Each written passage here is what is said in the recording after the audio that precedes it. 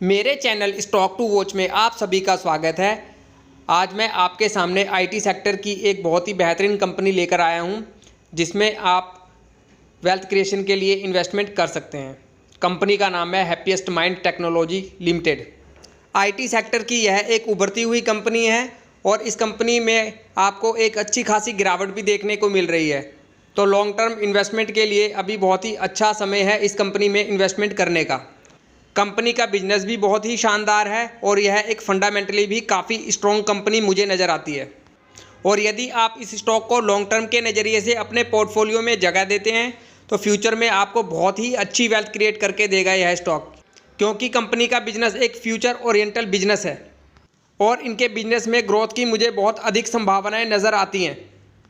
Company ने अपने व्यापार की शुरुआत करीब 2011 में की। हैप्पीएस्ट माइंड का मुख्य कार्यालय बेंगलोर में है और इसका संचालन अमेरिका, ब्रिटेन, कनाडा, ऑस्ट्रेलिया और मध्य पूर्व में होता है। यह एक आईटी कंपनी है जो आईटी सेवाओं में चौथे स्थान पर है, जो कृत्रिम बुद्धिमत्ता, blockchain, cloud, digital process automation, internet of things, robotics, drone, सुरक्षा, आभासी सर्ववर्तित वास्तविकता आदि विघटनकारी तकनीकों पर अपना काम करती है।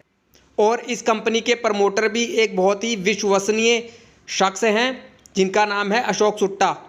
यह पहले माइंडट्री के संस्थापक और अध्यक्ष और एमडी थे और माइंडट्री से पहले इन्होंने करीबन 15 वर्ष विप्रो के आईटी व्यवसाय का भी नेतृत्व किया है। कंपनी के प्रमोटर्स को अपने सेक्टर का एक अच्छा खासा अनुभव भी है, जिसका फ़ायदा आने वाले समय में इस कंपनी को ज़रूर होता नज़र आएगा।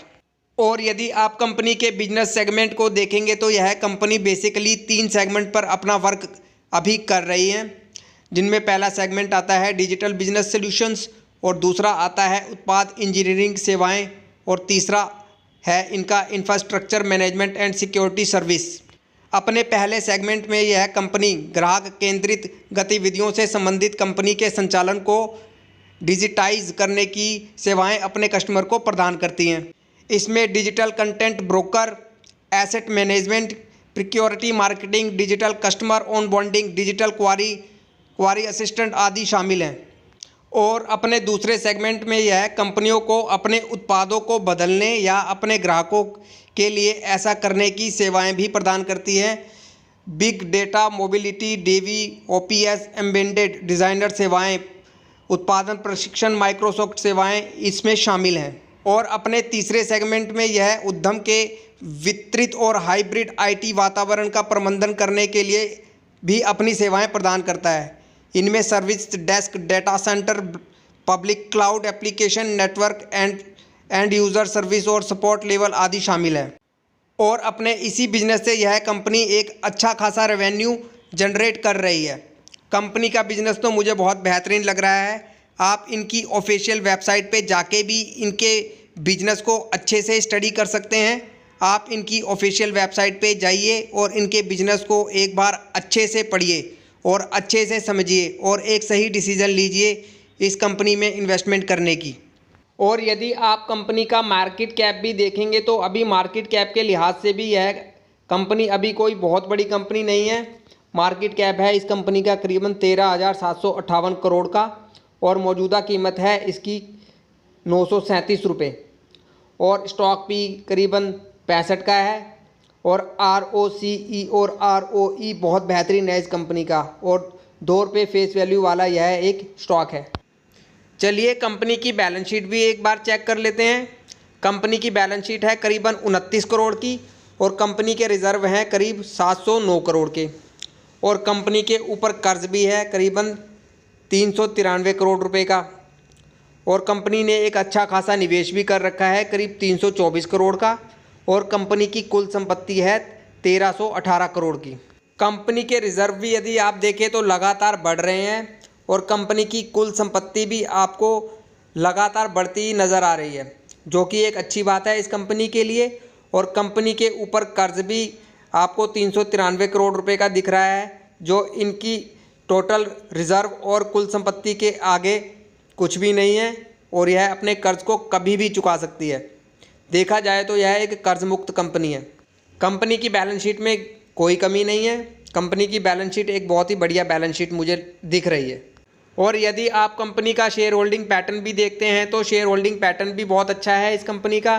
प्रमोटर के पास करीबन 53% की हिस्सेदारी है और FII की भी इस कंपनी में 3% की होल्डिंग है और DII की करीबन 1% की और आम पब्लिक की होल्डिंग है इस स्टॉक में करीबन 38% की और अन्य की होल्डिंग है 2% की। तो कंपनी का शेयर होल्डिंग पैटर्न भी बहुत अच्छा लग रहा है मुझे। और यदि आप कंपनी की कंपाउंडेड सेल्स ग्रोथ देखेंगे तो करीबन 36% की दर से अपनी सेल्स में ग्रोथ देखने को मिल रही है इस कंपनी की। हालांकि इनके प्रॉफिट्स में आपको काफ़ी कमी देखने को मिली है क्योंकि इनका करीबन 75% रेवेन्यू अपने विदेशी व्यापार से आता है।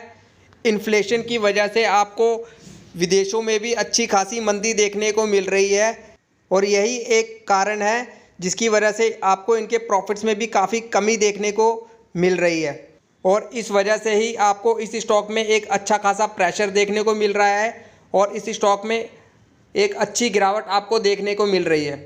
तो इस गिरावट को आप एक अपॉर्चुनिटी के रूप में लीजिए और किसी भी कारण से यदि और भी गिरावट इस स्टॉक में आती है तो हर एक गिरावट में आप इस स्टॉक को अपने पोर्टफोलियो में ऐड कीजिए। कंपनी के बिजनेस और कंपनी के फंडामेंटल में मुझे कहीं से भी कोई कमी नज़र नहीं आ रही।